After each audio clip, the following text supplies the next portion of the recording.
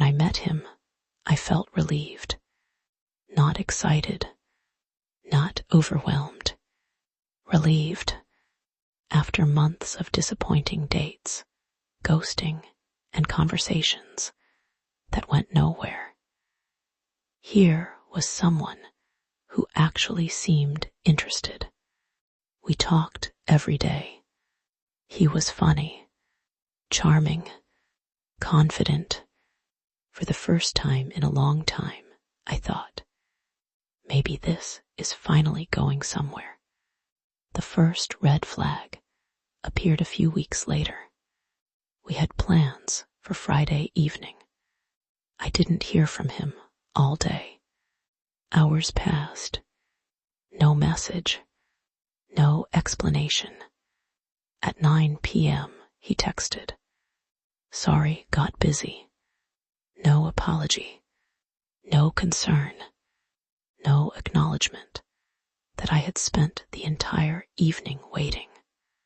It bothered me, but I ignored it. Nobody is perfect, I told myself. A few weeks later, it happened again. Then again. Then I noticed something else.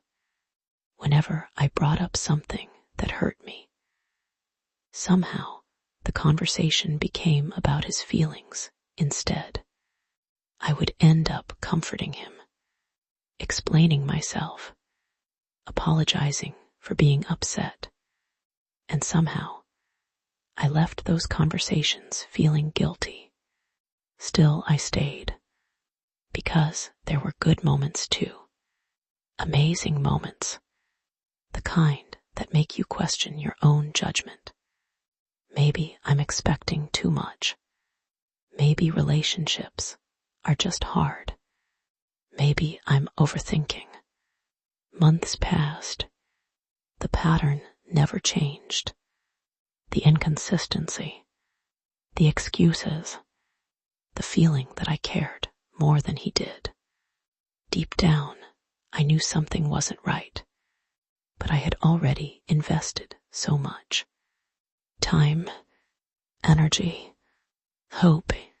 Starting over felt exhausting. So I kept trying.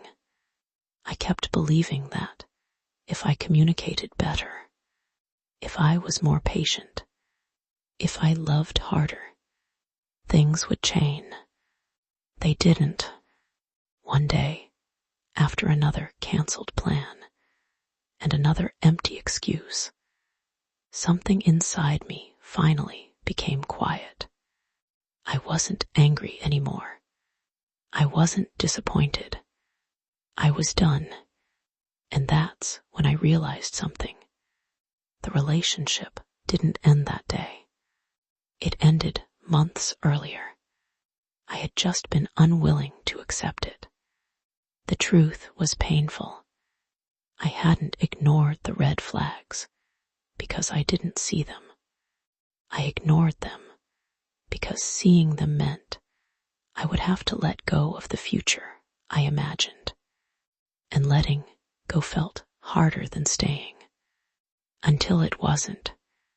The lesson: sometimes the biggest obstacle isn't finding clarity. It's accepting what the clarity is showing you.